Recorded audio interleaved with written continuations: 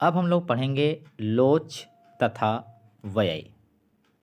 तो आइए समझते हैं लोच तथा व्यय से जुड़ी हुई बातों को। तो देखिए,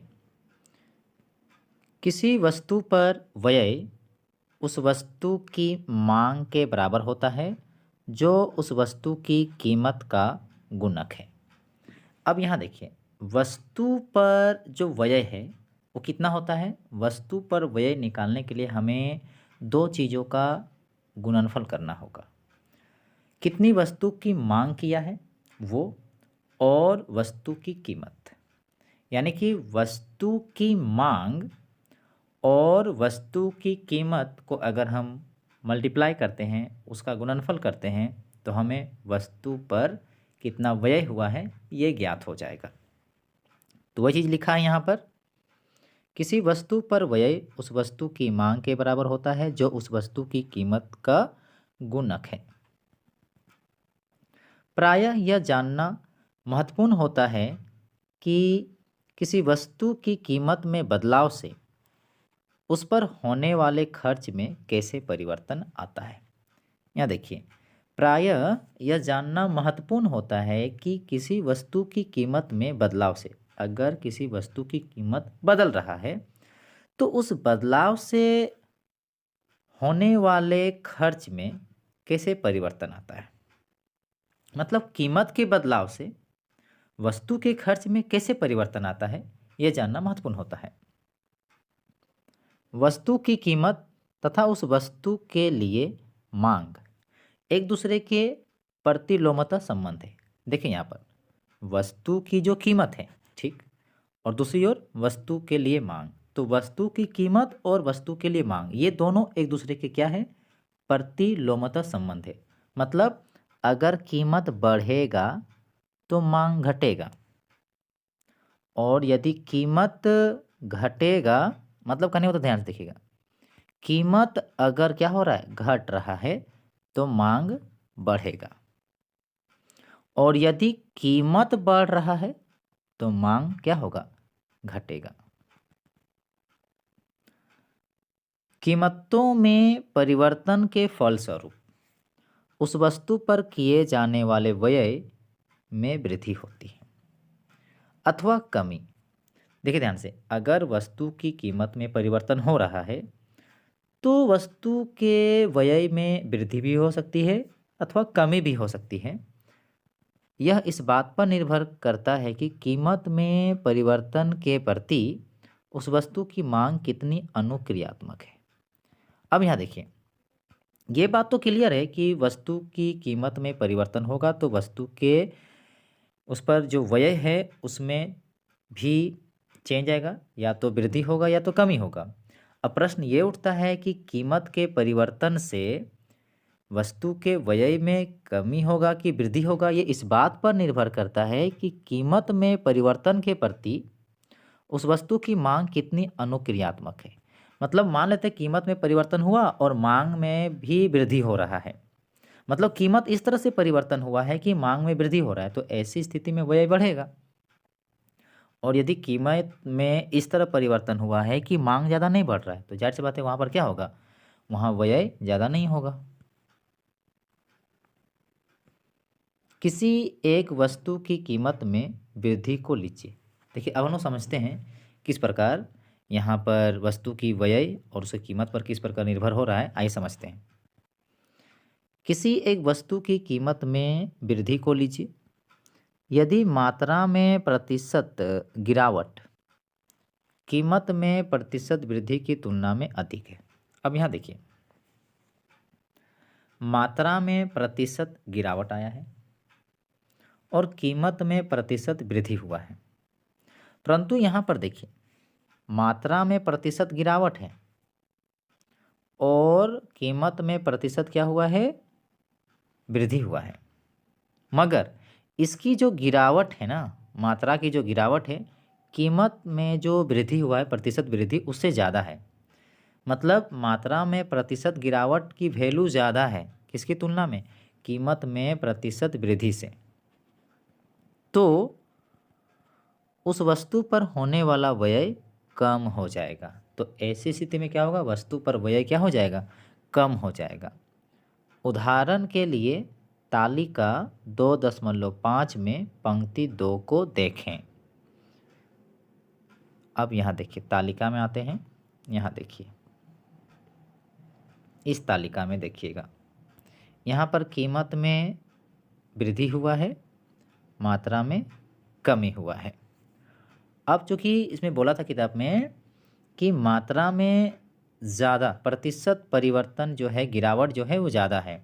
यहाँ भी देख सकता है, देखिए यहाँ पर गिरावट आया है। देखिए चूँकि माइनस मेरा गिरावट को सूचित कर रहा है, तो देखिए तो 12 हो गया मेरा प्रतिशत के मामले में, 12 हो गया यहाँ पर देखिए गिरावट की तरफ। किसमें? मात्रा में। और देखिए जो मूल्य में जो परिवर्तन हुआ है, जो वृद्धि हुआ है, कितना है? 10। तो कह सकते हैं गिरावट ज़्यादा है। तो ऐसी स्थिति में क्या होता है, आप यहाँ देख सकते हैं, व्यय जो है, देखिए व्यय जो है यहाँ कम हो रहा है, क्योंकि एरो यहाँ पर नीचे की तरफ दिखा रहा है, यानी कि कम की तरफ दिखा रहा है।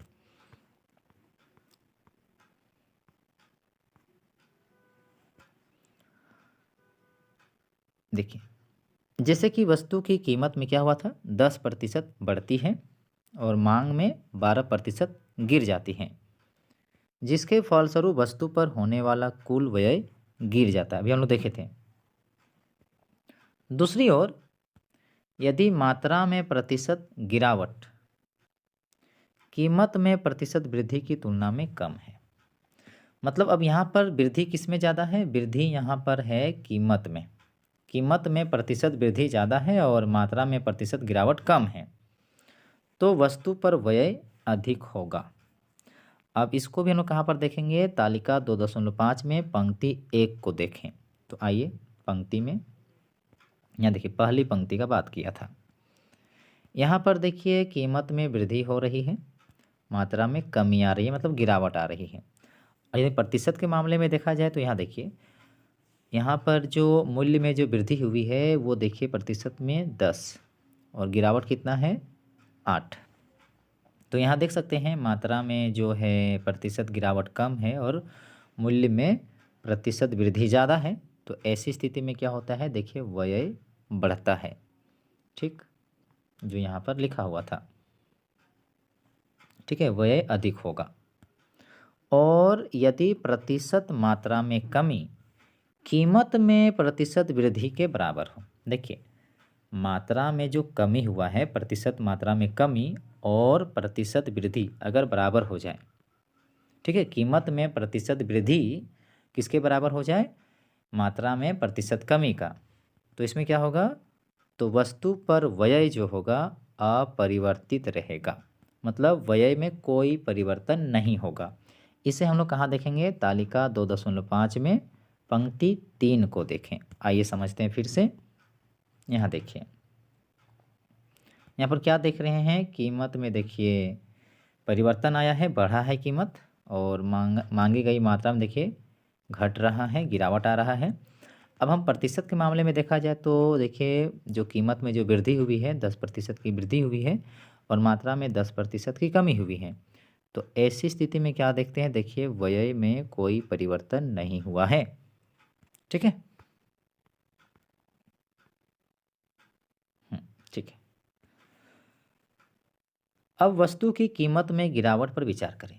देखिए अभी हम लोग इसको पढ़ने से पहले एक चीज़ हम यहाँ पर नोटिस करके आपको बताना चाहूँगा। यहाँ पर देखिए अभी हम लोगों ने पंक्ति 1 देखें, पंक्ति 2 देखें और पंक्ति 3 देखें।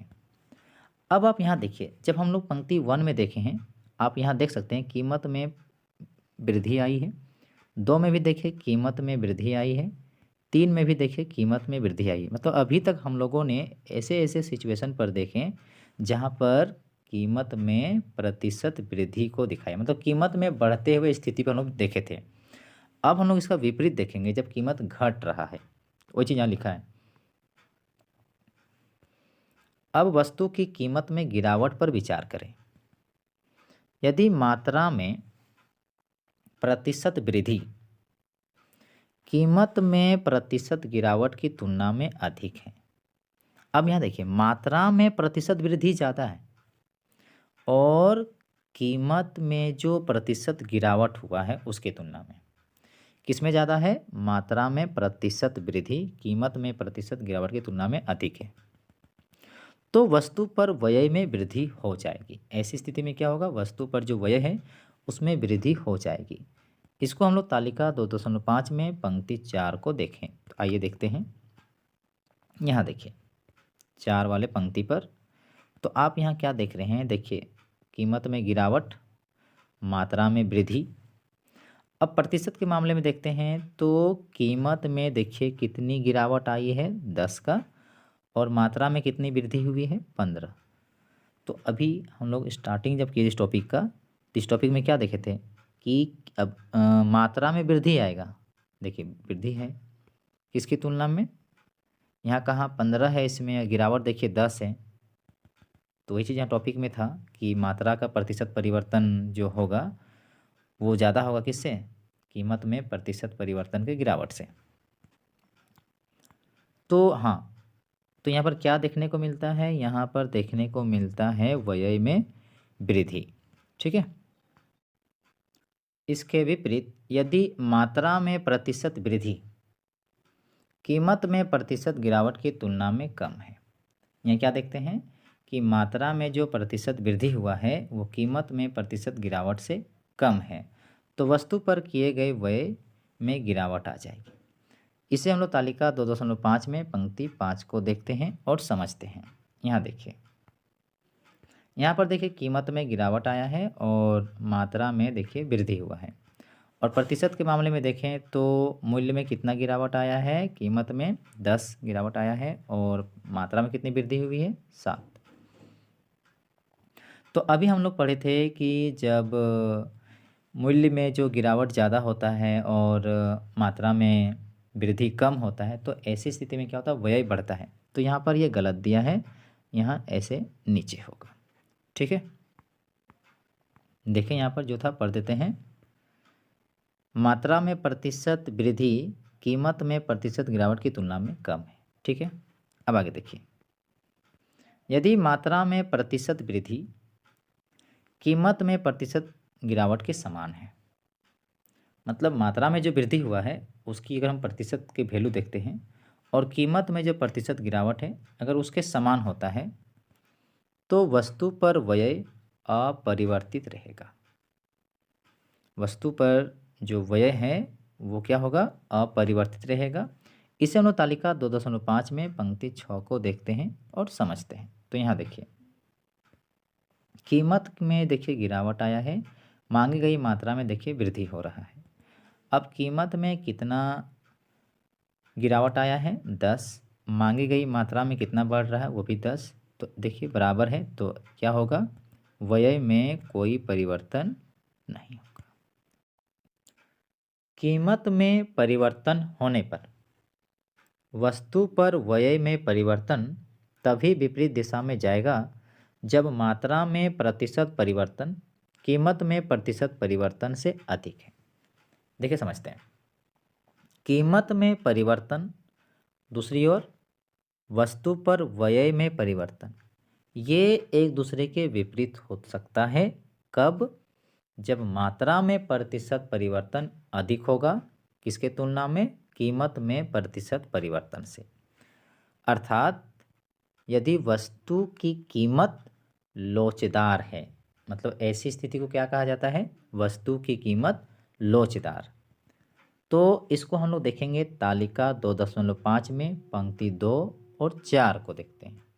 तो यहाँ देखिए 2 में और 4 में, तो देखिए ध्यान से, ये कीमत में देखिए और यहाँ पर व्यय में देखिए एक दूसरे के विपरीत।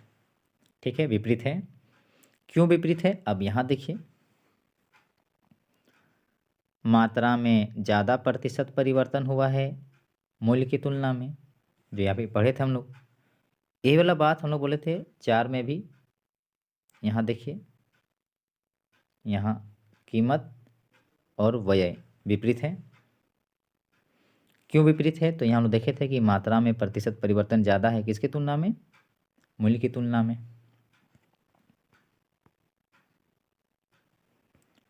वस्तु पर व्यय में परिवर्तन तथा कीमत में परिवर्तन तभी समान दिशा में होगा। अब यहाँ देखिए, व्यय और कीमत मतलब परिवर्तन में, व्यय में परिवर्तन और कीमत में परिवर्तन अब क्या होगा, समान दिशा में होगा।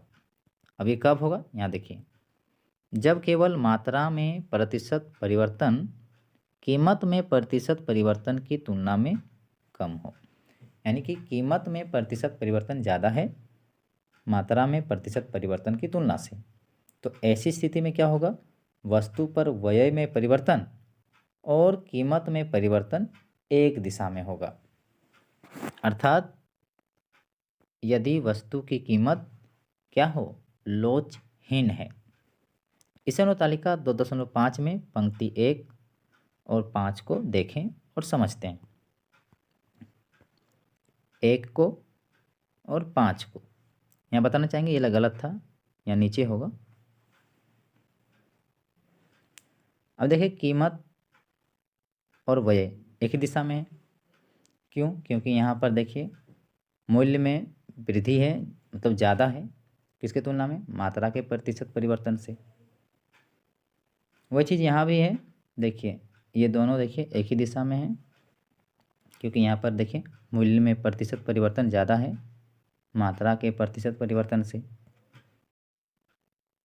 वस्तु पर व्यय तभी अपरिवर्तित रहेगा यदि केवल मात्रा में प्रतिशत परिवर्तन कीमत में प्रतिशत परिवर्तन के समान है। अब यहाँ देखिए, वस्तु पर व्यय